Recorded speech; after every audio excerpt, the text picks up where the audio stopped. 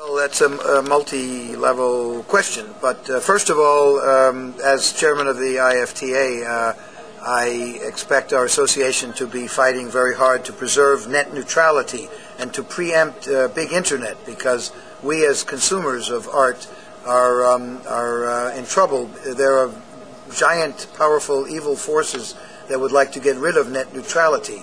That net neutrality being the open internet. The internet is free and open to everybody equally.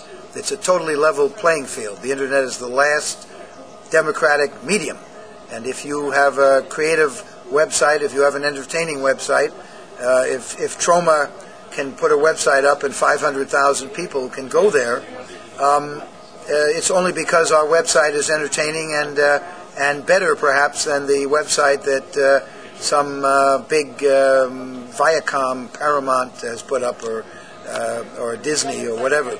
And there are forces at work that would like to bring the internet to the position that the television world is in, where you have limited choices. In our country there are basically three networks, and they control all the programming, and they don't license independent movies. They just play their own art. They play their own content, and they have a club and they play each other's content. But even the cable systems like HBO don't buy or license independent movies. They only take the independent movies that come in from Fox Searchlight or Disney Miramax. The television in America plays only the independent movies that are pre-strained, that are chosen by the vassals of the major conglomerates. So we need to fight. We need to fight for net neutrality. We have to preempt big internet from colonizing the internet and making it a situation where only 3 lines are going to be coming into our homes, and in order to get to the Abertoir website you might have to go through 33 screens, and the quality won't be as good, and because there is an attempt by the phone companies and the big media conglomerates to create a superhighway for the rich and powerful, and that everybody else will be having to be out looking with their faces pressed up against the glass. So that's a very, very important issue, and I've produced a couple of public service announcements propounding that we need to protect net neutrality. So they're up on YouTube and on the Troma website. As far as DVD goes, we are one of the first companies to get into the DVD media, Troma is, and we have always believed that the regional DVDs are inspired by greed, and we think it's really awful that we believe that DVDs should be region free, and that they should be free and open to everybody. There's no reason to have regional DVDs, none whatsoever. It's purely a matter of greed and a matter of continuing the attempt to create monopolies and cartels around the world. The fact that the file sharing is another issue that was totally missed. The media made file sharing sound like a bad thing. In fact, the original concept of Napster was a good thing, and actually inured to the benefit of the public. It had nothing to do with copyright protection. The downloading and file sharing is a good thing. The public gains knowledge of independent art, and it's a way for the public to learn about independent art. And bands like Metallica, who were garage bands originally, that's how they got to their public, through garages, through just word of mouth. And for Metallica to be suing their fans because their fans downloaded their music over the internet is bullshit. It has nothing to do with that. The big companies, the big conglomerates, don't want the public to learn about independent art. They don't want the public to know that there are better musicians out there than the backside boys. The big conglomerates want to keep the public ignorant. So the best way to do that is stop the file sharing.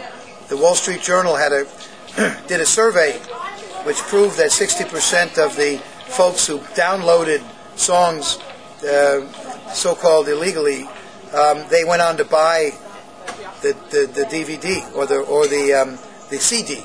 That 60% of the people who downloaded, who so-called pirated the songs, actually went on and bought the music. So this issue was never about copyright protection. This issue was about protecting the elites, protecting the cartel from the competition that Troma or Abertoir or independent artists might give to the baby food that's being shoved down our throats.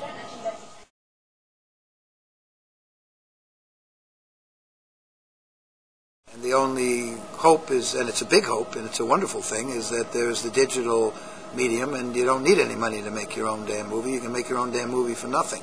And that's the big hope, is that there'll be thousands and thousands of movies made, out of which will be hundreds of excellent, excellent films that will then topple the Transformers and all this garbage that's being shoved down our throat.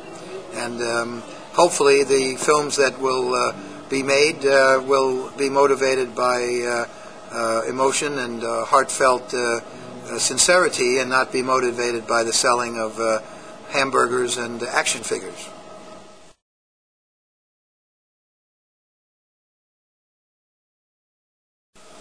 Well, I think that the consumer should support any independent endeavor, because that's it's the independent artists who are the engine of creativity, the engine of innovation. It's the independents who bring forth the new talent. The independent movies are the movies that are, when you see those movies, you're watching the stars of tomorrow, the great directors of tomorrow, and there's no greater proof than the Troma 40-year. If you look through our movies of the 40 years, well, I've been doing it for 40 years, Troma's been doing it for 35. If you look through those movies, you see Trey Parker and Matt Stone, Eli Roth, Trey Parker, Oliver Stone, Vincent D'Onofrio, *1 television actor, Kevin Costner, Dustin Hoffman. You see all those people in their first movies. You see De Niro's movie is The Wedding Party. His first film is in the Troma library. And it's out of the independents that the independent world is really the backwaters of this, with the breeding ground for the brilliant geniuses of tomorrow. And that's what the public should be thinking about when they come to Abertoir. And they will be very pleasantly surprised by the excellent films, and they will be stimulated. They will have a true emotion. When you go to see a remake of Heartbreak Kid, which is currently playing in the UK, what are you going to see? What will you see? You see nothing. It's like fast food. It feels good going down. It tastes okay, and then you have diarrhea. And it's baby food. Whereas the movies here at Abertoir are entertaining, thought-provoking, and not to mention the classics that you get to see. The only problem is there's some really crappy music going on, and it's horrible, and that they ought to get rid of.